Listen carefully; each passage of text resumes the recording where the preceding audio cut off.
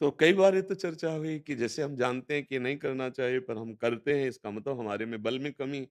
तो बल हमें देगा नाम बल, नाम से ही बल प्राप्त होता है। गोस्वामी तुलसीदास जी कह रहे हैं, मैं भगवान शंकर को साक्षी करके कहता हूँ, अगर मैं थोड़ा भी झूठ बोलूँ तो मेरी ज़बान गल जाए। आज मेरे में जो कुछ है, वो 2 अक्षर से है, रा और मा। गोस्वामी जी कहते हैं। बहुत सुंदर वर्णन किया है कि राम राम राम जी जौलो तू न जपी है, तौलो तू कहूँ जाए, तिहु ताप तपी है। कह रहे कई वाक्य, अच्छा आप वृंदावन आए हो और भजन नहीं करते हो, सतमार्ग की बात नहीं आचरण में है, तो आप यहाँ जलोगे। आपको दूसरा ही दर्शन होगा, आपको भगवत दर्शन थोड़ी हो जाएँगे कि आनंद आ गया। नहीं, नहीं, वो गलत सिस्टम है ना, तो गलत ही बात पकड़ेगी। लोहे का चुंबक सोने को नहीं पकड़ लेगा, वो लोहे को ही पकड़ेगा। तो हमारी बुद्धि में 2 विषय होते हैं, एक होता है सुमति और एक होता है कुमति। अब अगर कुमति बढ़ गई, कुमति का मतलब पराई बहन-बेटियों की तरफ गंदी दृष्टि रखना, किसी का किसी भी विधान से धन अपहरण करना, किसी भी स्वाद आदि के लिए जीव की हिंसा करना, मांस आदि खाना या नाना प्रकार के व्यभिचार दोष, द्यूत क्रीड़ा करना, मदिरा पीना, ये कुमति का लक्षण है। जैसे रावण को विभीषण जी कह रहे हैं कि सुमति कुमति सबके उर रहीं, नाथ पुराण निगम अस कहाई। जहाँ सुमति तहाँ संपत्ति नाना, जहाँ कुमति तहाँ विपत्ति निदाना, तो उर बसी कुमति विपरीता। तेरे अंदर कुमति अब जागृत हो गई है। अगर कुमति जागृत हो गई है तो विभीषण जैसे माँ भागवत समझा रहे हैं, लेकिन समझ में नहीं आ रहा। तो हमें चाहिए कि हम भगवन नाम बल से पहले अपने को बलवान करें, तभी हम छोड़ पाएंगे विषय। नहीं, अगर हम जबरदस्ती थोड़ा छोड़े भी तो मन ललचाएगा और ज्यादा दिन चल नहीं पाओगे, फिर उसी में गिर जाओगे। नाम बल, श्री हरिवंश नाम बल लहो, अपने मन भाई सब कहो, रहो शरण हरिवंश की। ये विषय क्या त्यागने के बाद भगवान को अधीन कर लेता है नाम जपक। सुमीर पवन सुत पावन नामू, अपने बस करी राखे राम। पतंगो यथा तो अमन भ्राम्य माणा, बहुत बार इस बात को कहते लेकिन समझ में नहीं आती। आप आकाश में उड़ती पतंग को नहीं पकड़ सकते। डोरी पकड़ लीजिए और खींचिए, वो पतंग आपके पास आ जाएगी। भगवान है पतंग, अव्यक्त, आकाश में है, आकाश की तरह। नाम है उनकी डोरी, नाम रूपी डोरी, राधा राधा राधा, कृष्ण कृष्ण कृष्ण, राम राम राम।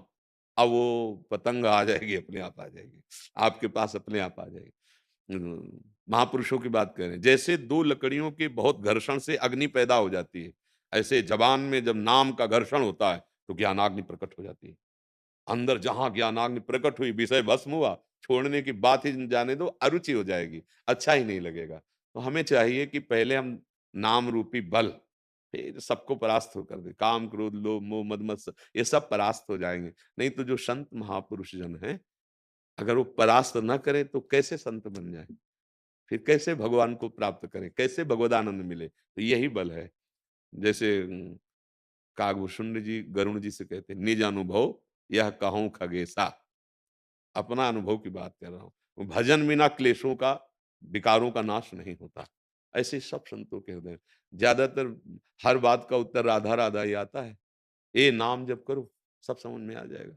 जब कोई राधा बाबा से प्रश्न करता तो पहले पूछते थे कितना नाम जपते हो। वो नाम मुझे तुम उत्तर नहीं समझ पाओगे। 1 लाख रोज नाम जप करो, फिर आना 1 महीने बाद, तब आपके प्रश्न का उत्तर दें। क्योंकि थोड़ा तो बुद्धि पवित्र हो तब समझ पाओगे।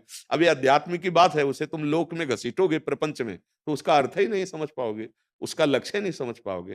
तो हम जो कमजोर हैं, हमें जो विषय बार बार परास्त कर रहे हैं, हम जो शास्त्र और संतों की वाणी जीवन में चाहते हैं कि धारण कर लें पर धारण नहीं कर पा रहे, उसका मतलब है हमारे अंदर अध्यात्म बल की कमी।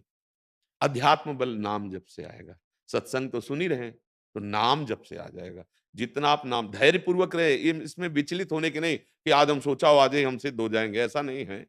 किसान की फसल में भी 6 महीना लगता है।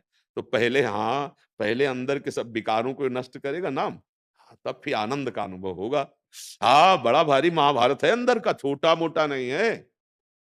इनमें कोई दिव्यास्त्र काम नहीं करते, न आग्नेय न वारुणास्त्र।